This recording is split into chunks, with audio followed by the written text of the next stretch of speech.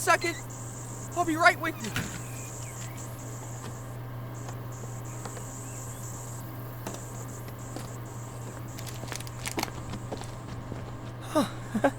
Sorry about that. You caught me just as I was unpacking my latest delivery. Welcome to Deku's Dahlias. What can I help you with today? Oh, wait. You're the one Eri told me about. The one who's been coming by almost every day to sketch the flowers? No. You're not in any trouble. I was hoping for a chance to meet you. I've never really had anyone take that much interest in our flower arrangements before. Oh, you think they're inspired?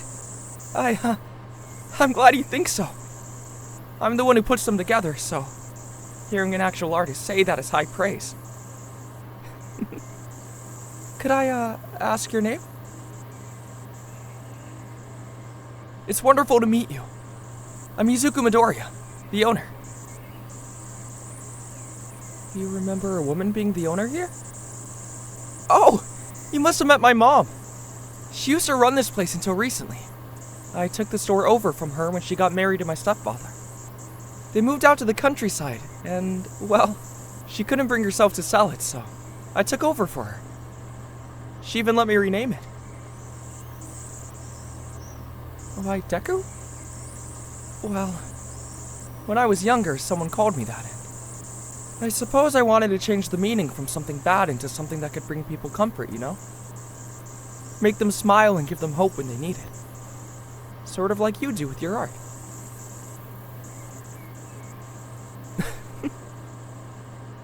Eri told me all about you.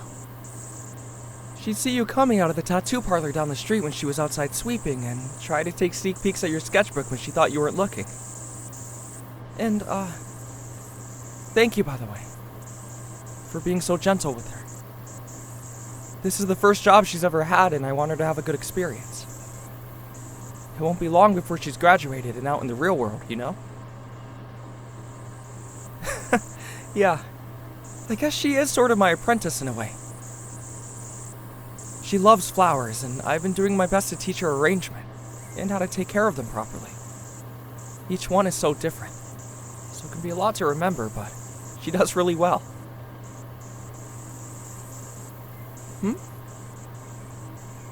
Oh, well, it's all sorts of things, really. Like how much water they like, how to store them properly and at what temperatures, and florography, too. Not many florists around here actually utilize it in their work, but for me it's so fascinating, and I use it all the time with my arrangements. I feel like it makes them have an even deeper meaning, you know? My mom had a book about it that I found when I was little, and I was honestly a little obsessed with it. Did you know that florography was a common practice in Victorian England? But it's thought to have its roots all the way back in the Ottoman Empire, specifically in Constantinople and... Sorry, I tend to ramble when I talk about things I enjoy. A bit of a bad habit I picked up when I was a kid and just never really grew out of it, I guess. You don't mind? I appreciate it. You want to know what florography actually is? Well, the easiest way to describe it would be sort of like a code language in a way. Every flower has a meaning, and by putting them together in different ways, you can send subtle messages to people. Like I said, it was very popular in Victorian England. Mostly as a way to send love confessions or other such messages that couldn't be spoken out loud. It's very clever. Right? It's... I don't know. Something about being able to tell people how you feel with just flowers. It's sort of mysterious, and not to mention it's so varied. Well, that's mostly due to the fact that, depending on the year, the dictionaries of flowers change with the times and the culture, so the meanings can shift. That means it could be a bit tricky to pin down the meaning of a flower sometimes. But I think it's best to look at the bouquet as a whole for the message. So if one sort of doesn't seem to fit the definition you know, you can check and see if there's another one that fits better. You're curious about that bouquet? Eri made this one, actually. It doesn't look like it was an order, so it was probably one she practiced with. Let me see here. We have forage. That's a pretty bright blue one there. some royal fern, pink heather, some basil flowers, chamomile, heliotrope, and goldenrod. This looks like it's a bouquet for someone trying for a promotion, or someone graduating from a university or high school. How can I tell? Well, borage stands for bravery, the ferns represent confidence, and the pink heather is for good luck. Yep, the color does matter. Pink here is for good luck, but purple could also mean something like beauty or admiration. The heliotrope is for success, and the basil flowers mean good wishes. The chamomile is a nice addition, too. It means patience in adversity. The last flower? The goldenrod? It means encouragement and good fortune. Right? It's a wonderful message. This whole arrangement is just calling out, do your best, I'm rooting for you. You can do it, be brave. She's really learned a lot lately. I'm so proud. Oh, of course you can sketch it. Here, I have an idea that might make this easier. And let me get this for you.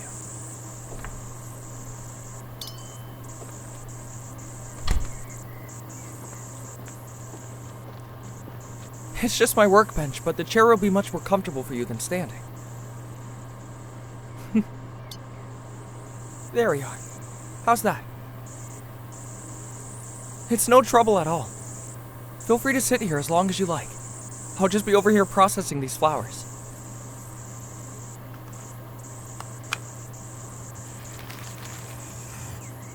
Oh, these carnations are lovely.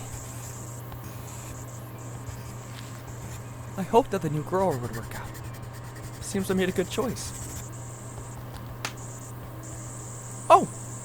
Yeah, I work with small independent growers for most of my flowers. I even grow some of them myself. Mostly things that are a bit harder to come by or that don't handle shipping well. Some flowers are just too delicate to be transported long distances. Even if you take all the proper precautions, like dahlias. It took me a while to get a system worked out, but I'm pretty pleased with how my supply chain is now. With my mom's connections and a few of my own, I have pretty much everything I need. Ah, thank you. I'm doing my best and, well, I think it's going rather well. I have to admit I'm rather curious. What's it like working in a tattoo parlor? I walked by that place plenty of times, but I'm much too nervous to go inside. Oh, that sounds amazing. I don't have any myself, but I've always admired tattoos. Like any art, they're so versatile. They can hold deep personal meanings, or they can just be silly if they want.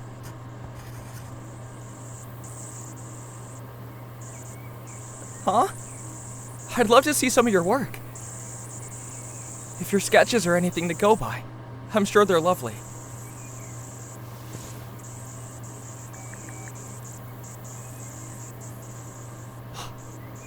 Oh, these are beautiful. The lines are so clean, and your rendering is breathtaking. Gosh, the contrast on these. The colors. You really are a master of your craft.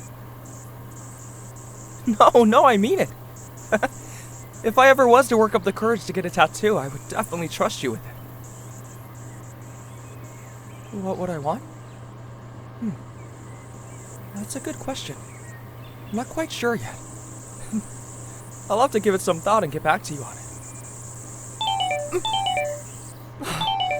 Gosh, that scared me. Oh, I see. You have a client coming in soon. I bet they're very excited. I won't keep you. I'd hate for you to be late. Of course. It was no trouble at all. Honestly, it was rather nice to have someone else to talk to besides the flowers for a bit. Ah, I did notice that you didn't quite finish your sketch, so why don't you take the bouquet with you? Oh no, please, I insist. Take them as a gift from me. As a thank you for being so kind to Ari and I. You're welcome. By the way, you're more than welcome to come here anytime to sketch something. I'll let Ari know I gave you permission. You can even use my bench if it's not full of boxes or orders.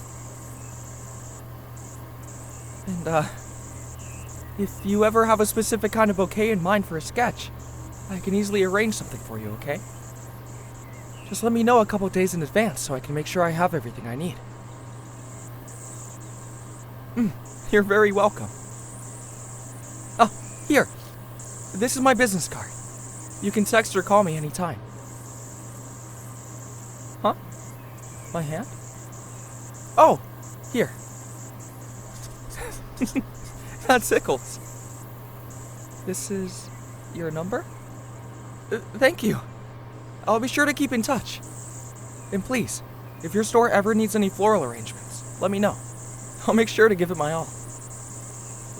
Have a great day. I hope your appointment goes well. See you later.